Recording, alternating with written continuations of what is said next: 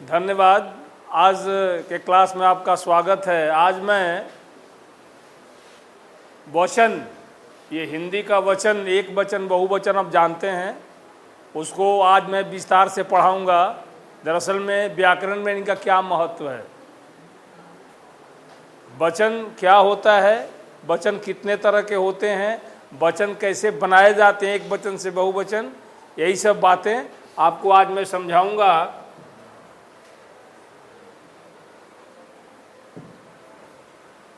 जिसको अंग्रेजी में नंबर कहते हैं। वचन का अर्थ होता है बोली, लेकिन हिंदी व्याकरण में वचन संख्या बोधक होता है। वचन मतलब तो बोली होता है जनरल सेंस में, लेकिन हिंदी व्याकरण में वचन संख्या बोधक होता है, एक वचन और बहुवचन। जैसे संज्ञा, सर्वनाम, विशेषण और क्रिया के जिस रूप से एक का बोध हो तो एक वचन और एक से अधिक का बोध हो तो बहुवचन, इस तरह से माना जाता है। तो जैसे लड़का एक वचन हुआ, लड़के बहुवचन हुआ, लड़की एक वचन, लड़कियां बहुवचन। इस तरह से जिस शब्द से एक व्यक्ति या एक वस्तु का बोध हो उसको कहते हैं एक वचन, और जिससे एक से अधिक अनेक का बोध हो उसे कहते हैं बहुवचन। जैसे लड़का जाता है, ये वाक्य लड़का एक लड़का के लिए सूचित किया जा रहा है, और लड़के जाते हैं, लड़के का मतलब एक से ज़्यादा लड़के, तो एक वचन और बहुवचन। आगे वचन के भेद, अंग्रेजी में आप ये सिंगुलर और प्लूरल जानते हैं। जिस शब्द के जिस रूप से एक व्यक्ति या वस्तु, एक व्यक्ति या एक वस्तु का बोध हो उसे एक वचन कहते हैं।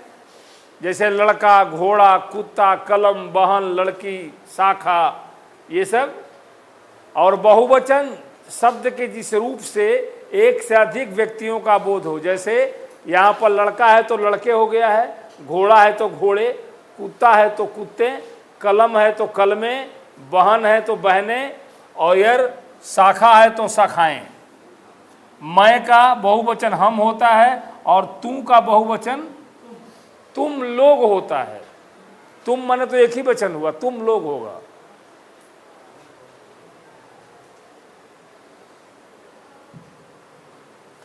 अब है कि बहुवचन बनाने के नियम।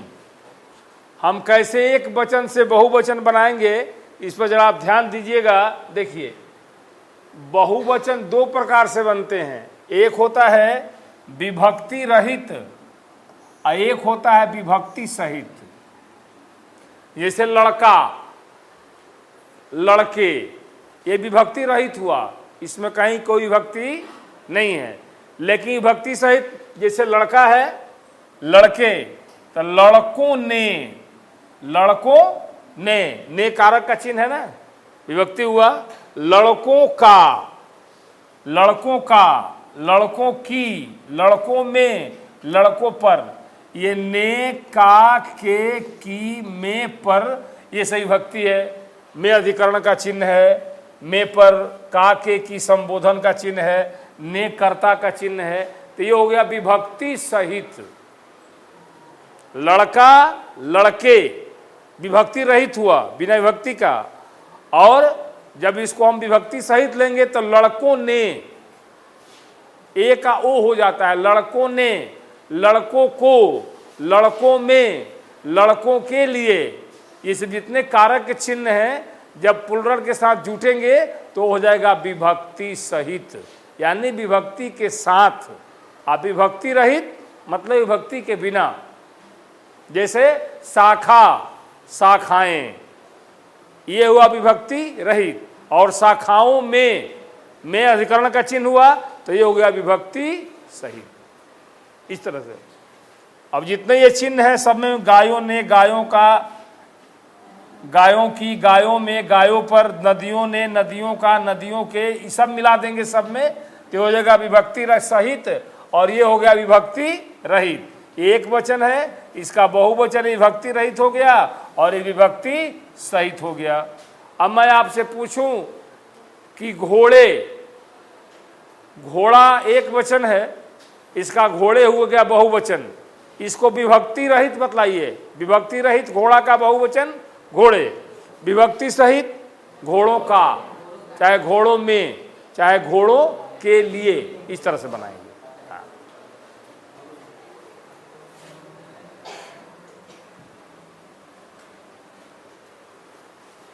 तो आप समझ गए विभक्ति रहित और विभक्ति सहित वाक्य बनाने, ये बहुवचन बनाने का नियम। अब पुल्लिंग शब्दों के बहुवचन, पुल्लिंग शब्दों के बहुवचन कैसे बनते हैं? देखिए, आकारांत पुल्लिंग शब्द में से मेला, केला, चेला, ठेला, ये सब आकारांत है, सबके अंत में आ आता है ना, आ। तो इसको हम शब्द, ये बहुवचन कैसे बनाएंगे? तो आ को ए में बदल देंगे। मेला, मेले, केला, बस आ को ए में बदल देंगे। पंखा, बस ए में बदल देंगे, बस हो गया। आ को ए में बदल देंगे। आ विभक्ति को, आ जो आकारांत है उसको एकारांत में कर लेंगे। चौराहा, चौराहे, चौराहों नहीं होगा। पंखा का पंखों नहीं होगा, पंखों भी होता है, उन पंखों को लेकर के आओ। ये पंखे चल रहे हैं, दोनों बहुवचन है, लेकिन यहां पर पंखा आकारांत से एकारांत में पंखे, चरखा, चरखे, गन्ना, गन्ने, खिलौना, खिलौने। अब विभक्ति रहित या विभक्ति सहित उपयुक्त सभी संज्ञा शब्दों को वाक्य के प्रयोग की दृष्टि से देखें। वाक्य में कैसे इसको प्रयोग में लाएंगे? जैसे एक वचन विभक्ति रहित, लड़का पढ़ता है, कमरा साफ है, घोड़ा मोटा है। इसका बहुवचन विभक्ति रहित कैसे बनाएंगे? लड़के पढ़ते हैं, कमरे साफ हैं, घोड़े मोटे हैं। मोटा का मोटे लिख दिया है, साफ अपने आप जगह पर ठीक है। तो ये कहने का मतलब है, लेकिन एक वचन से विभक्ति का प्रयोग हो तो ऐसे आकारांत पुल्लिंग शब्दों में एकारांत हो जाते हैं। जैसे एक वचन विभक्ति सहित, एक लड़के ने, एक कमरे में, एक सोफे पर। इसमें इसको अगर बहुवचन बनाएंगे, एक वचन, एक बच्चे को एक पुए के लिए रोते देखा, एक बच्चे को एक पुए के लिए रोते देखा। ऊपर के वाक्यों में उपयुक्त ने और में, पर आदि विभक्तियां हैं। ऐसे शब्दों का प्रयोग बहुवचन विभक्ति के साथ करना हो तो इस प्रकार करें। बहुवचन, एक लड़के ने, लड़कों ने, विभक्ति रहित, विभक्ति सहित में एक लड़का ने, ये विभक्ति सहित है, और इसका बहुवचन लड़कों ने। जैसे एक कमरे में, कमरों में, एक सोफे पर, सोफों पर।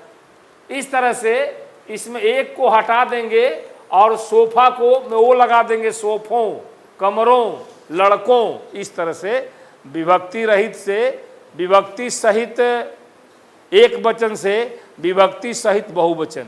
विभक्ति सहित एक वचन, एक लड़के ने, इसका विभक्ति सहित बहुवचन लड़कों ने।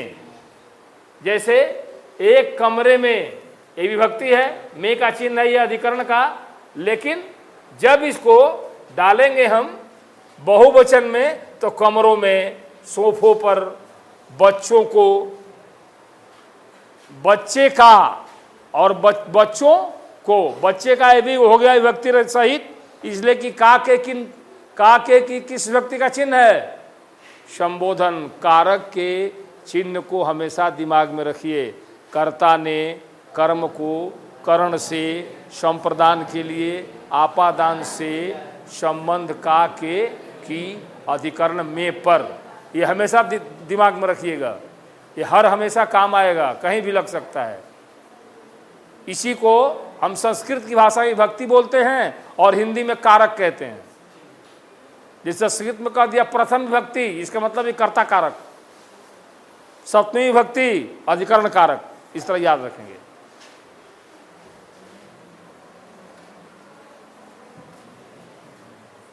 अपवाद में लेकिन कुछ आकारांत पुल्लिंग संज्ञाएं दोनों वचनों में विभक्ति रहित एक ही रूप में होते हैं, जैसे बाबा, दादा, नाना, काका, ये देवता, जमाता, जोधा, जुआ, राजा। एक वचन में उसके एक मामा हैं, मामा ने कहा मैं राजा हूं। बहुवचन में उसके दो मामा हैं, दो मामू हैं, चाहे दो मामे हैं नहीं बोलेंगे, क्या बोलेंगे? दो मामा हैं, तीन मामा हैं, एक मामा है। बहुवचन में भी दो मामा है, तीन मामा है, एक नाना, नाने और नानू नहीं, गलत हो जाएगा, ये बदलेगा नहीं, अपवाद है ये। ऐसे शब्दों का प्रयोग इस प्रकार न करें, दादे ने, नाने ने, मामे ने, गलत हो जाएगा। चाहे बहुवचन में दादाओं ने, नानाओं ने, मामाओं ने, ये भी गलत हो जाएगा। बस संख्या बदल गया, उसमें जैसे एक मामा, दो मामा, तीन मामा, एक नाना, दो नाना, एक नाना एक वचन हो गया, तीन नाना बहुवचन हो गया, लेकिन उसमें कोई परिवर्तन नहीं होगा। अगर परिवर्तन करेंगे तो गलत हो जाएगा।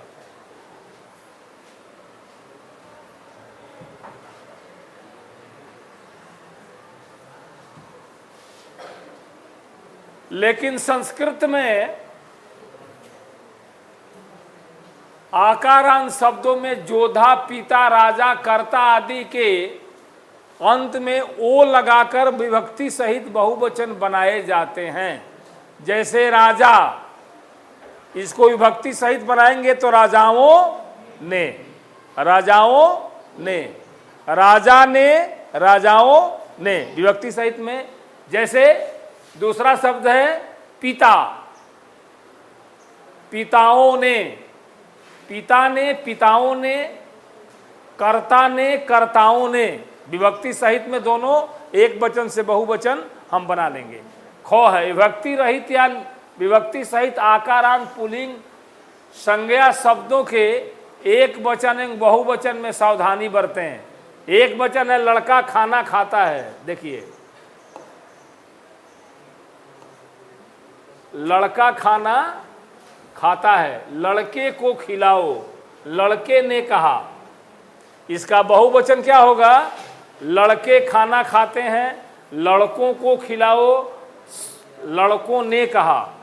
इसमें लड़का का लड़के हो गया, इसमें लड़के का लड़कों हो गया, इसमें भी लड़के का लड़कों हो गया। तो ये कहने का मतलब है कि स्थिति के मुताबिक जहाँ जिस तरह के प्रयोग की जरूरत है उसको समझ के करेंगे। लड़कों और लड़के दोनों बहुवचन है। अब जहाँ जिसकी जरूरत है, जैसे लड़के, एक लड़का, लड़का, लड़के, लड़के जा रहे हैं, लड़का जा रहा है। अगर इसको दूसरे ढंग से बोलेंगे, लड़का को बुलाओ और लड़कों को बुलाओ, लड़के को बुलाओ नहीं, लड़कों को बुलाओ। इस तरह से यहाँ लड़कों का प्रयोग होगा। आप समझ लेंगे, जब उच्चारण करेंगे ना उस समय आपको सही गलती समझ में आ जाएगा। जैसे लड़कों को खिलाओ, लड़का को खिलाओ, लड़कों को खिलाओ, लड़के को खिलाओ नहीं, जबकि लड़का का बहुवचन लड़के भी होता है। लेकिन यहाँ पर जब क्रिया के साथ उसका संबंध जोड़ेंगे, जो एक्शन में हो, तो लड़कों को खिलाओ, लड़कों को दौड़ाओ, लड़कों को पढ़ाओ, लड़के को पढ़ाओ नहीं, लड़कों को पढ़ाओ। इस तरह से प्रयोग में आएगा। अब देखिए दूसरा है, एक वचन आकारांत पुल्लिंग संज्ञाओं को छोड़कर अन्य स्वर अ, ई, उ, ई, बड़ी ई, उ, बड़ा उ, ए, ओ, औ से अंत में होने वाले शब्द दोनों वचनों में एक ही रूप में रहते हैं। इसके या आकारांत पुल्लिंग संज्ञाओं को छोड़कर अन्य स्वर जो भी अंत में आए, जैसे उल्लू, बड़ा उ की मात्रा है ना, उल्लू बैठा है, बालक पढ़ता है, कवि कहता है भाई आया है, साधु पूजता है। बहुवचन में बालक पढ़ते हैं, देखो केवल पढ़ता है को पढ़ते हैं में चेंज कर दिया तो इसको बदलने की जरूरत नहीं है, ये प्लुरल हो गया। बालक पढ़ता है और बालक पढ़ते हैं, तो बालक पढ़ते हैं सब जब आ गया तो ऑटोमेटिक ये बहुवचन हो गया। जैसे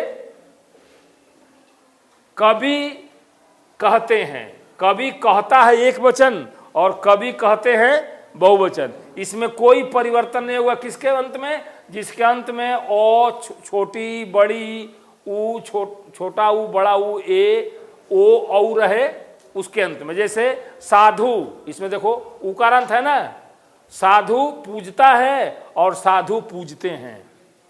पूजते हो गया तो बहुवचन हो गया, पूजता है तो एक वचन हो गया। उल्लू बैठा है और यहां लिखा है उल्लू बैठे हैं। बैठा का बैठे में चेंज कर दिया, बहुवचन हो गया। लेकिन उल्लू में किसी तरह का परिवर्तन नहीं हुआ, क्योंकि उल्लू के अंत में क्या है, उकारांत है, दीर्घ उकारांत।